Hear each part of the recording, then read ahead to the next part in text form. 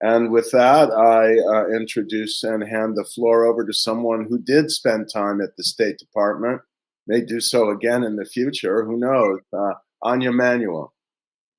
Thank you, Larry. Nice to see you all, and apologies for my tech issues. I'm actually dialing in from Europe, and so something went wrong, but I now should be on and joining you fully. So I apologize. I didn't actually hear what Christopher said, but I'll just pick up on some thoughts like we all discussed before this panel on, so what are we all going to do about it?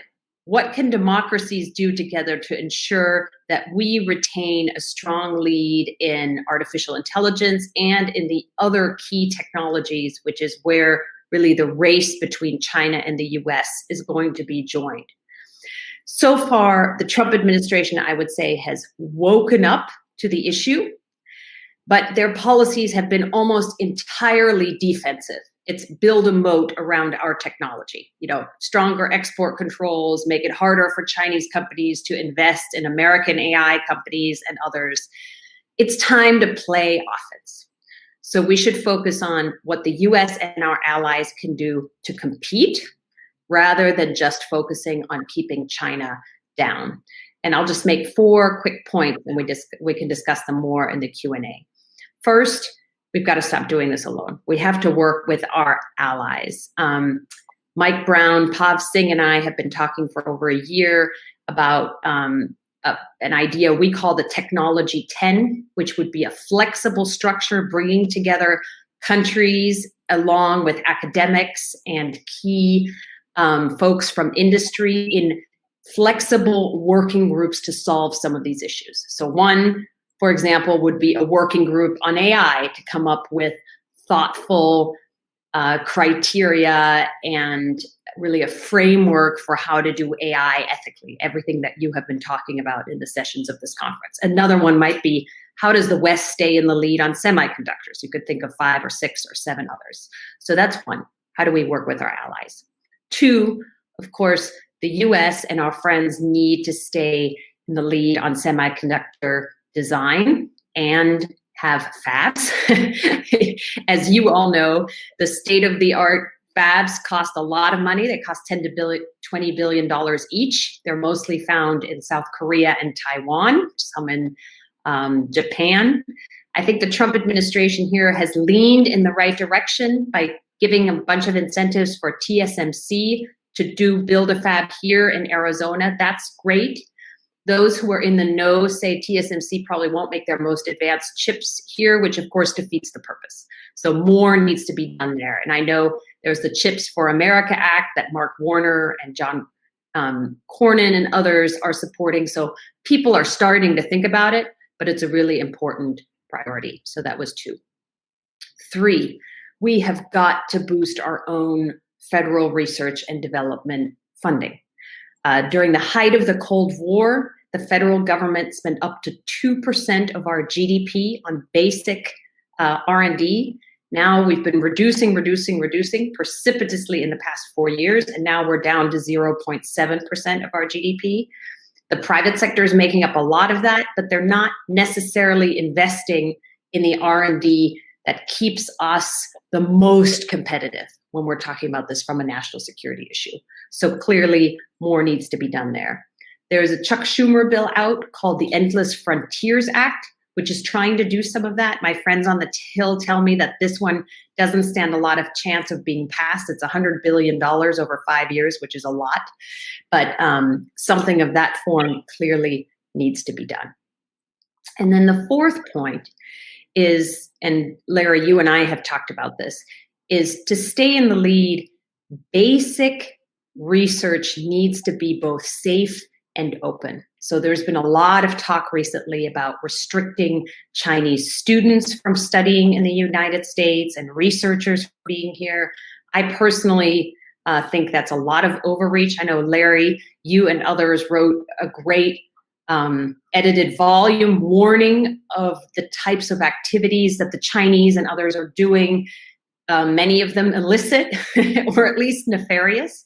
And so it was an important wake-up call that our academic institutions shouldn't be so naive, But the basic idea that we should keep the open system, I think, is important. And you can do a lot. I actually just finished a report with Artie Bienenstock, who was our former Stanford Dean of Research, and Peter Michelson and lots of others on this. In our view, you can enforce the existing conflict of interest and funding rules, train people in what the Chinese and some others are trying to do to make them aware of it and make them less naive, and train foreigners who are coming to work in our system and say, here are the consequences if you cheat. Here are the consequences if you download a bunch of IP off the Stanford servers and try to send it home. And they include jail time. And I think there's a lot you can do short of a draconian restriction and closing out basic science and research. And then a final piece of that, of course, is that we also need to make sure that our own STEM education system is first rate again. It hasn't been. There are a lot of trouble at K-12. That's, of course, hard. It's a state issue mostly. But there are small things you could do that wouldn't be very expensive. After Sputnik, the Eisenhower administration put in place the National Defense Education Act, which created scholarships for people to study science, technology. In that case, it was also Slavic languages. Why wouldn't we do something like that now? It would cost between $1 and $3 billion a year, and I believe would be money well spent. Lots of other ideas, but I'll leave it there for now, and we can have a conversation about it. I just wanted to underline what Chris was saying on the rules and standards point, because this is so esoteric, and frankly, it can be mind-numbingly boring, but it's critical. And you are so right, Chris, that it's the US just assumed, because we have, since the dawn of the internet, always just dominated the space, that we would continue to do so. And the Chinese have frankly been incredibly smart. And one of the complications is that in some cases it's UN bodies, often it's private sector NGOs like 3GPP has a huge role, others. That's all fine and good if everyone is being honest and bringing forward the best standards and the best standard. What the Chinese have started doing in several cases that Melanie Hart and I actually wrote a piece on this summer, in several cases that have been documented, they will have pre-meetings with the Chinese companies and say, we'd like you to vote this way. And sometimes that means on 5G, it meant, could you please vote for the Huawei standard, even if you think somebody else's standard is much better? Now, that's not always happening, and we should be a little careful not to paint the Chinese in a darker light than they need to be painted. And I also would hesitate, and Chris, I'd love your views on this, but on the tech standards, I'd hesitate to go to a model to emulate the Chinese and say, well, this is going to be all top-down government run and NIST is going to control it, or someone in the US government's going to be in charge, because actually the best standards come when the technologists are in charge. But the same thing that I mentioned with keeping basic science open, allowing people to understand what's happening here so they can be less naive, maybe having a pre-call before one of these important standards meetings and saying, hey, by the way, this is what the Chinese are up to. You guys might want to get on the ball, and just watching it a little bit more carefully than we have been. I think minor adjustments like that can make all the difference. But I wouldn't want to go to an entirely top-down model. Well, what could be a more perfect segue to asking Anya to elaborate on what a more coordinated democratic approach globally would look like. So why don't you kind of expand on this concept of a kind of flexible and overlapping coalition that is loosely encompassed by your idea of a tech top 10, Anya? Yeah, thank you. You know, there's starting to be, there's a small group of us kind of thinking about this, iterating in the space. CNAS has done a lot of great work on this. I think Richard Fontaine is coming out with a piece in Foreign Affairs that has a slightly different view. So I think the bottom line point is, it's got better coordination has to happen, and has to happen soon. And the details remain to be worked out. The structure that I would favor is something that, as I said, is really flexible. And I know that's hard for governments to do. So in some of the reports I've read on this, people say, well, you need like a new OECD, and the Downing Street, the Boris Johnson administration has come out with an idea of a democracy 10. But the countries in it, in these other versions of this I've seen, are static. And that's just not how technology works. The way I would envision this is, for example, on semiconductors, you would invite the countries that lead on semiconductors.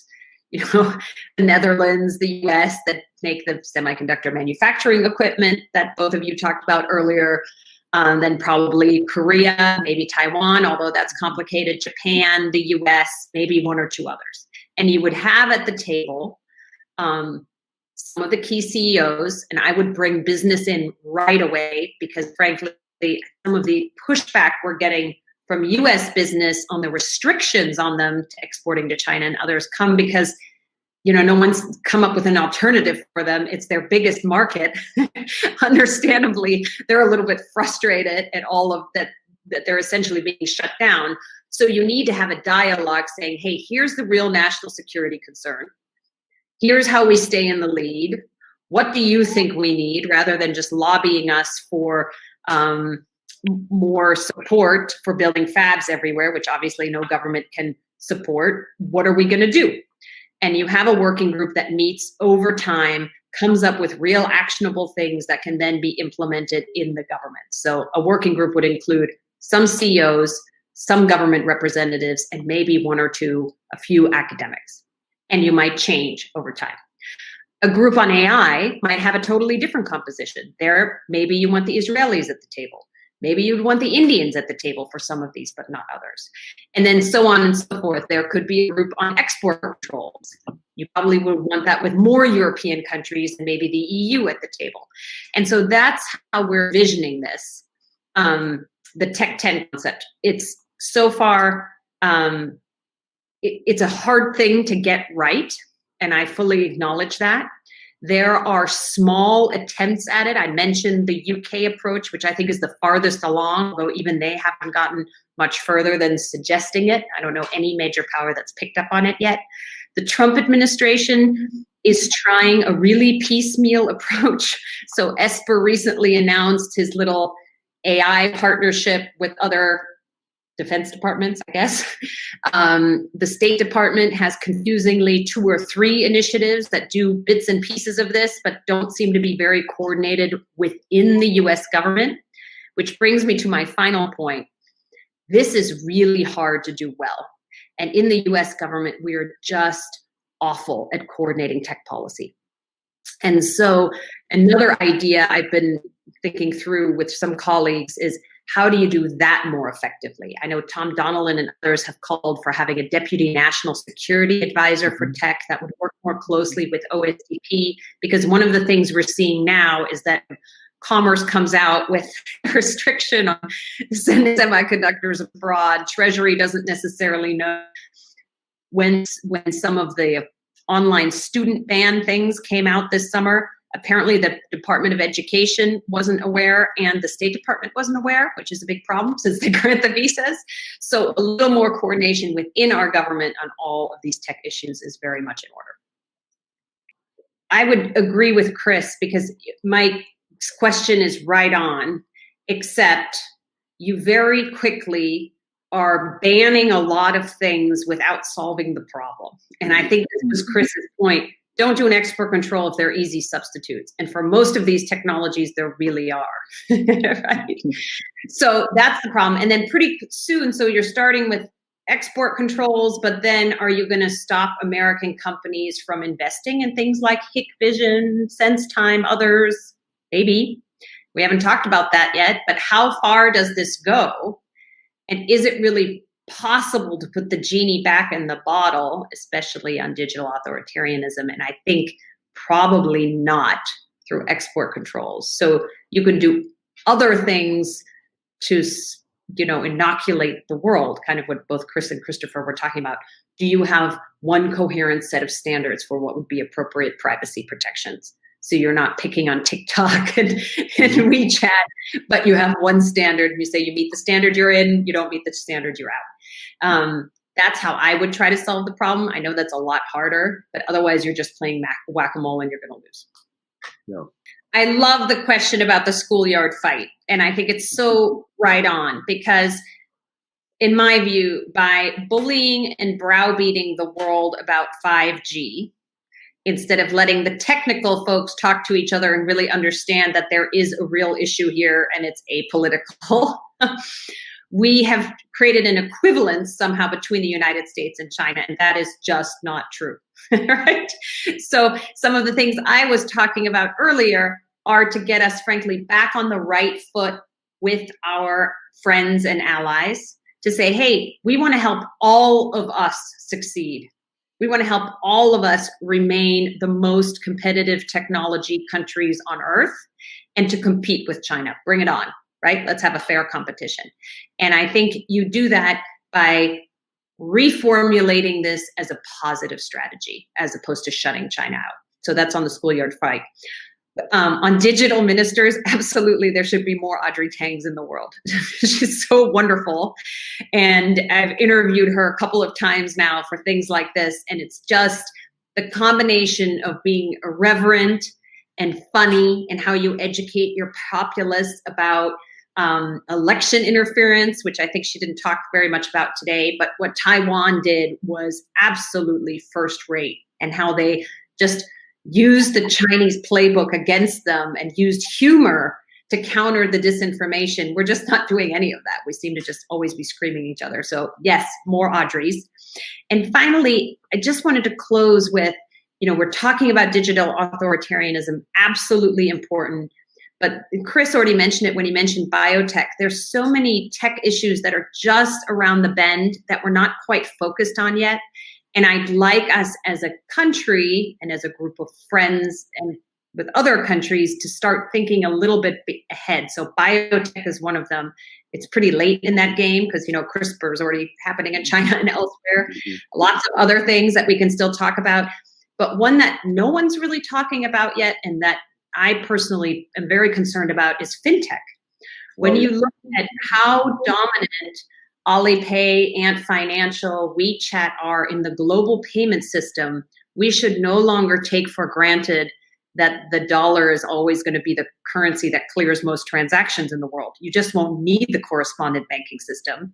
And what we're doing in the US, at least, is not intentionally, but just because it's easier if you're a bureaucrat and you don't know something to say no, rather than to experiment and say yes. We are really shutting down a lot of fintech innovation in our own country, and we're creating a huge opening. And if we don't wake up, in 2 years, we'll have another 5G on our hands. Thank you.